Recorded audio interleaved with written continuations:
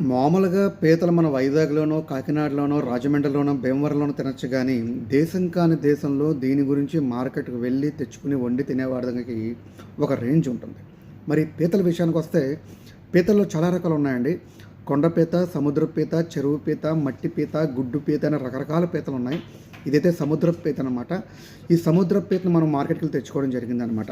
ఈ పీతలు తినడం వల్ల మనకు చాలా చాలా మంచి మంచి హెల్త్ బెనిఫిట్స్ కూడా ఉన్నాయి. ముఖ్యంగా ఒమెగా ఫ్యాటీ యాసిడ్స్ కానీ, విటమిన్స్ కానీ, మినరల్స్ కానీ, రీప్రొడక్టివ్ సిస్టమ్ కూడా చాలా మంచిది. అలాగే ఫీమేల్స్ కూడా చాలా మంచిది.